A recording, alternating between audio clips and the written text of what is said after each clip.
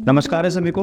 एक और informative video में आप सभी का पुनः स्वागत है और आशा रहेगी कि आपके आसपास और आप दोनों ही चीजें कुशल मंगल होंगी। आज का जो टॉपिक है, वैसे तो थंबनेल से पता चल गया होगा, ऑपरेशन जेरिको, बट ये है क्या, इसके बारे में अभी रिसेंटली हमारे प्रधानमंत्री साहब ने थोड़ी सी हिंट देते हुए, मतलब बेसिकली वो जो 4 मई का बहुत ही घिनौना और दिल दहलाने वाला जो निकल के सामने आया है हमारा, जिसमें नेकेड वुमेन्स थी जिस टाइप की, उसको ही बोलते हुए कि ऐसा एलिगेशन थे कि गवर्नमेंट कुछ कर नहीं रही है, ये चीज छुपाई गई है, तो निकल आई थी। तो उसको काउंटर करते हुए भी ये बताया गया है कि मिजोरम में 1966 में भी कुछ ऐसी घटनाएं हुई जिसमें ह्यूमैनिटी की मौत हुई है। तो पहले ये वीडियो आप देख लीजिए। 5 मार्च 1966 इस दिन कांग्रेस ने मिजोरम में असहाय नागरिकों पर अपनी वायुसेना के माध्यम से हमला करवाया। कांग्रेस वाले जवाब दे, क्या वो किसी दूसरे देश की वायुसेना थी? क्या मिजोरम के लोग मेरे देश के नागरिक नहीं थे? क्या अपने ही देश में वायुसेना से हमला करवाना? कौन था उस समय? Indira Gandhi.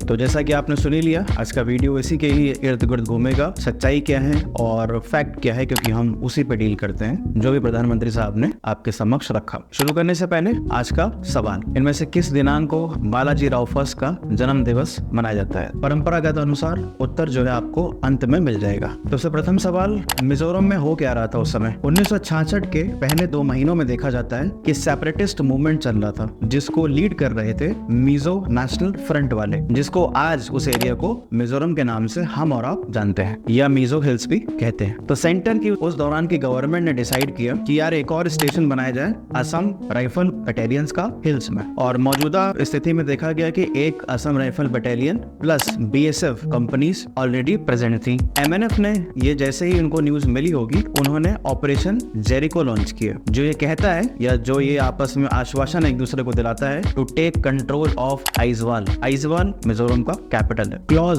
Centre for land warfare studies के रिसर्च फेलो अली अहमद, जो कि institute for defence studies and analysis में कार्यरत हैं, उनसे पता चलता है कि एक मिलिट्री राइटर द्वारा इस ऑपरेशन जेरिको को मास्टर स्ट्रोक माना गया था। इसके अलावा भी हमें पता चलता है कि बहुत सारे वॉलंटियर्स हैं, उन्होंने ज्वाइन किया, जो कि एक्स सर्विसमैन हुआ करते थे असम राइफल या फिर असम रेजिमेंट बटालियन से, जिनको लैक ऑफ डिसिप्लिन की वजह से निकाल दिया गया था। तो इनका जमावड़ा इकट्ठा होता है और ये वहां पे हिल्स में तबाही मचाना शुरू करते हैं, जिसको नाम दिया गया ऑपरेशन जेरिको। अब देखते हैं गवर्नमेंट का रिस्पांस। आर्मी ऑपरेशन मतलब ग्राउंड क्लियरेंस, जमीन बिल्कुल साफ चाहिए, मतलब शांति चाहिए, की जिम्मेदारी जो दी गई वो निभाई brigadier later major general Rustom Jal Kabraji द्वारा पूरी की गई, जो कि कमांडिंग ऑफिसर थे या कमांड कर रहे थे 61 mountain brigade located at Agartala. Mizo rebels ने तब तक हेडक्वार्टर जो भी एक असम राइफल्स का था उसे घेर लिया था, जहां पे डिप्टी कमिश्नर जो थे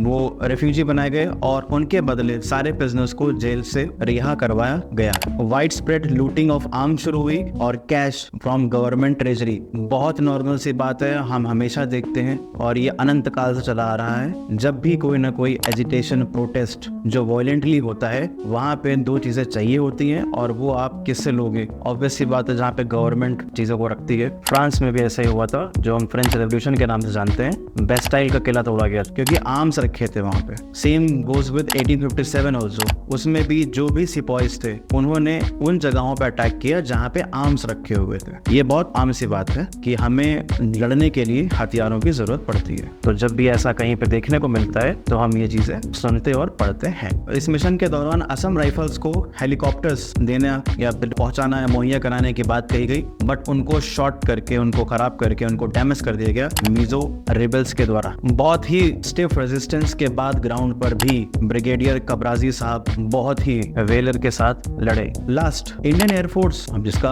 आपने सबसे पहले वीडियो देखा जो हमारे प्रधानमंत्री साहब ने जिक्र किया कि उन्होंने बम्बार्डिंग की, उन्होंने बहुत सारे सिविलियंस को मारा। तो इंडियन एयरफोर्स कैसे डिप्लॉय की गई, क्या थी स्टोरी, देख लेते हैं। लैंड का हमने हाल देख लिया था कि बहुत स्टिफ रेजिस्टेंस था, बट एयर रूट वाज उस टाइम ज्यादातर क्लियर था, विजिबिलिटी अच्छी थी। अंकित गुप्ता द्वारा पता चलता है, डिटेल डिटेल्स आपकी स्क्रीन पे आ जाएगी कि 2 Indian air force squadrons, 29 squadrons and 14 squadrons were primarily involved in the air operations. जो 29 स्क्वाड्रन था वो उड़ा रहा था तूफानी। तूफानी जो है वो फ्रेंच ओरिजिन डसॉल्ट ऑरेगन है, स्क्रीन पे आ जाएगा आपके, बेस्ड एट बागडोगरा। जो 14 स्क्वाड्रन था वो उसको हंटर बोलते हैं। अर्जित गुप्ता के हवाले हमें पता चलता है कि मार्च 2 1966 को MNF जो है वो असम राइफल्स के हेडक्वार्टर पहुंच चुका था and it captured army installations at Lunglei and Champhai. Pronunciation wrong है उसके लिए सॉरी, आपकी स्क्रीन पे आ जाएगा। इनिशियल रोल इंडियन एयरफोर्स का सिर्फ आर्मी इंस्टॉलेशन में रीसप्लाई कराने का था,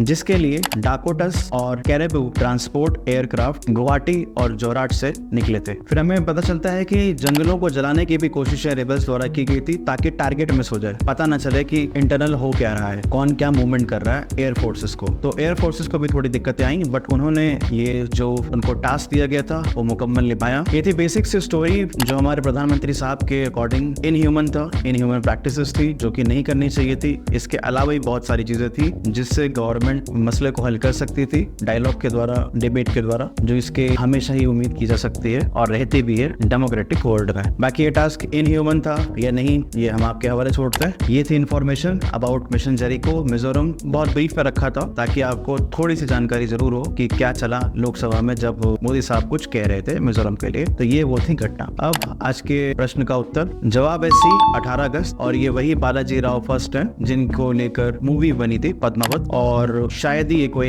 एक भी वॉर अपने लाइफ टाइम कभी भी हारे थे। बहुत ही जज्बा, बहुत ही हिम्मती और बहुत ही चाणक्य नीति टाइप के पर्सनालिटी थी। बाकी जो पिक्चर में दिखाया एंडिंग में वैसा हुआ कि नहीं ये इस बात के लिए हम श्योर नहीं है। बाकी नेक्स्ट वीडियो आने से पहले तक धन्यवाद, जय हिंद और हर हर UP. Flashback on Indian Air Force strikes on Mizo rebels. Did Indira make a mistake in bombing Mizoram?